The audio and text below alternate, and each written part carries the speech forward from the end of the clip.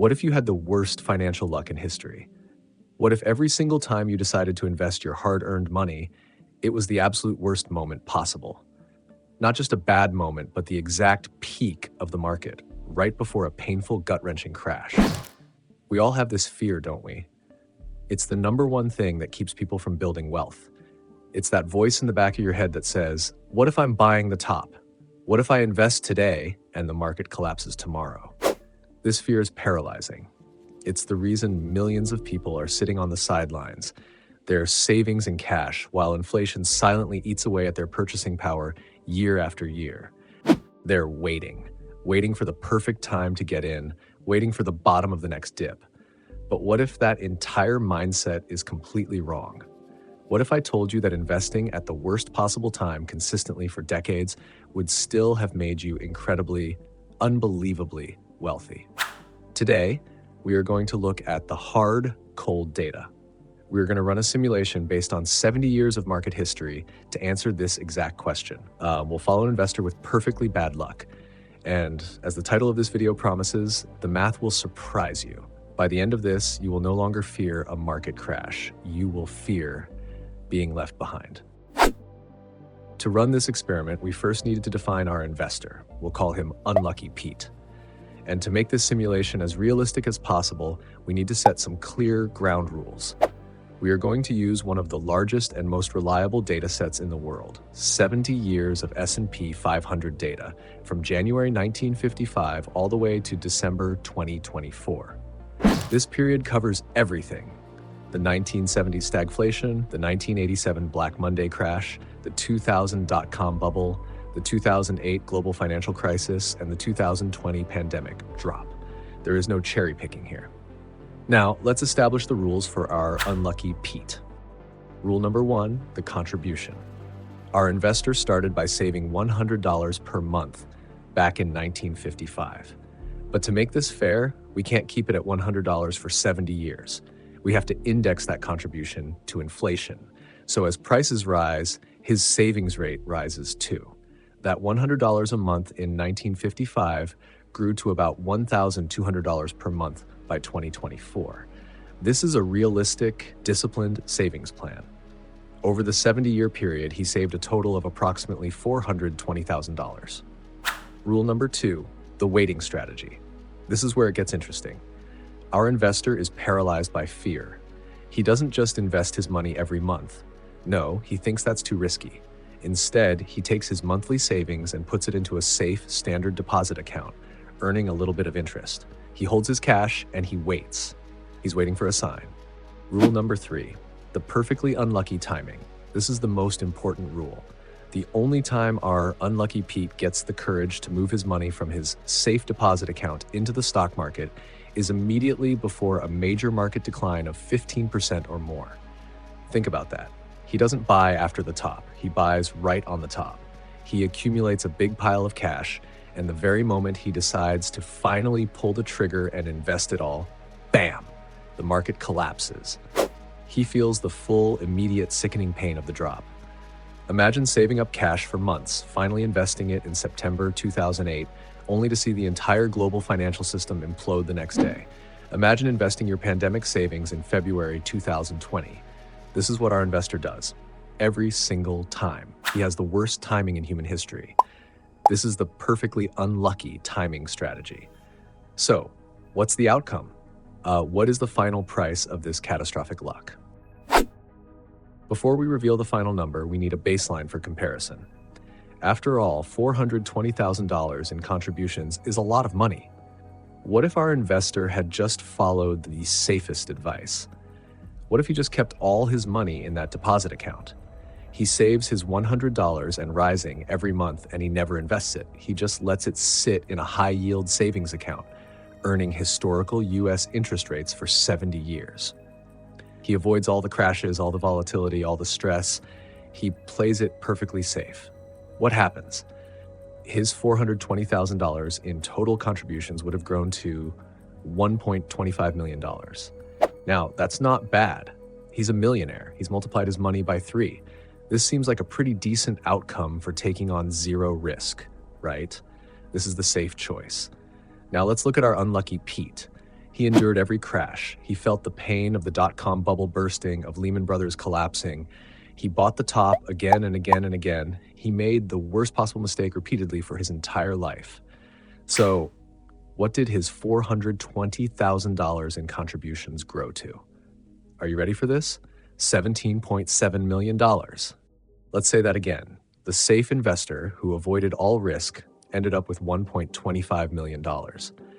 Unlucky Pete, who had the worst timing in history, ended up with $17.7 million. That is not a typo. That is the mathematical reality. Investing with perfectly bad timing was 14 times better than not investing at all. This is the first major surprise from the data. The lesson is powerful and undeniable. The real risk isn't being in the market at the wrong time. The real risk is not being in the market at all. The person who played it safe lost out on over $16 million in potential wealth. Their fear, their paralysis, cost them 14 times their final outcome. When you see a chart of this, it's almost comical.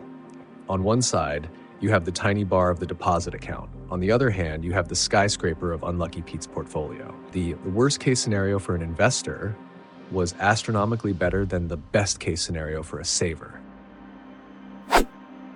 Now, a smart skeptic watching this might say, okay, I get it. Investing is better than cash, but $17.7 million is still the unlucky number. What would a normal investor have made? This is the right question to ask. We need a second baseline. Let's introduce a new investor. We'll call him Disciplined Dave. He follows a simple, boring strategy called dollar cost averaging, or DCA. He doesn't read the headlines. He doesn't check his portfolio every day. He doesn't try to time the market. He simply invests his $100 and rising every single month on the same day, no matter what. Whether the market is up, down, or sideways, he just buys. He bought through the 70s, he bought through the 90s, he bought in 2008, and he bought in 2020. He is a robot.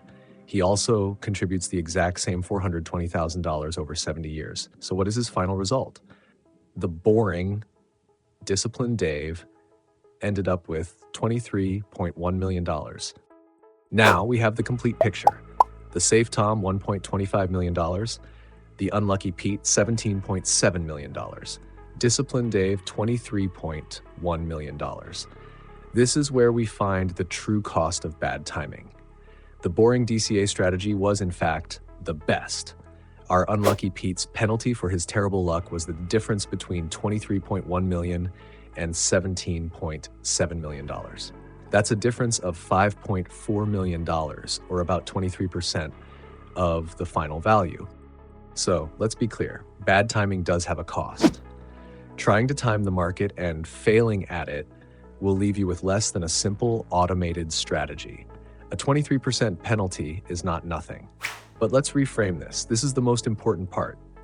Pete's penalty was $5.4 million, but his reward for simply being in the market, even at the worst times, was over $16 million compared to the person who stayed in cash. The entire conversation about market timing is happening in the wrong place. We're all terrified of that 23% timing penalty, so we sit in cash and get hit with a 94% paralysis penalty. Unlucky Pete's only skill was that he eventually did invest his money. He didn't panic sell. He just bought at the wrong time, held on, and let time and compound growth do the rest. And for that, he was rewarded with generational wealth. The S&P 500 has been one of the best performing indexes in world history. Is this 70-year data just a lucky fluke of America-only growth? What happens if we run this same test on a global scale? For this, we'll use the MSCI World Index. This dataset is a bit shorter, starting in 1970, so we're looking at 55 years of data. This index includes companies from all over the world: Europe, Japan, Australia, and North America. The total contributions over these 55 years were approximately $280,000 for all our strategies. Let's see the results. First, the boring DCA global strategy. The $280,000 in contributions grew to $4.8 million, a solid 17 times multiplier. Now, the Unlucky Pete Global, our guy who once again only invested his cash right before every global market crash of 15% or more. His $280,000 grew to $3.3 million. the principle holds exactly the same. In fact, the timing penalty on the global stage was even larger. Unlucky Pete underperformed Disciplined Dave by 31%. This makes sense. Global markets are more volatile and have had longer periods of stagnation than the US market. But even with a 31% penalty, the unlucky global investor still multiplied their money 12-fold. They failed their way to $3.3 million, while Disciplined Dave got $4.8 million. And the person who stayed in cash, they ended up with just a fraction of that. The data is crystal clear, whether in the US or globally. Unlucky Pete's outcome is always in a completely different universe from the person who stays in a deposit account. So far, we've only focused on Unlucky Pete. We have proven beyond a shadow of a doubt that investing before a crash is 1,000,000 times better than not investing at all. But this brings us to the other side of market timing. It's the other great fear that paralyzes investors. It's the fear of buying the top. This is the person who looks at the market today and says, it's at an all-time high. It can't go any higher. It must be a bubble. I'm going to wait for a pullback. This feels smart. It feels prudent. It feels safe. But what if this too is a massive multi-million-dollar mistake? Let's run one final simulation. Let's create a new investor, the all-time high George. He is only brave enough to invest his money when the market is hitting a new record. His rules: he saves his $100 and rising in his deposit account. He only invests his accumulated cash in months when the S&P 500 is at a brand new all-time high. This strategy feels like the most dangerous, reckless, and foolish strategy imaginable. You are literally only buying at the absolute peak of the market. You are guaranteeing that you never, ever buy a dip. So let's go back to our 70-year S&P 500 data set. We know Disciplined Dave got $23.1 million. What does our all-time high investor get? What is the price for this seemingly idiotic strategy? His $420,000 in contributions grows to $22 million. Let's just pause and absorb that.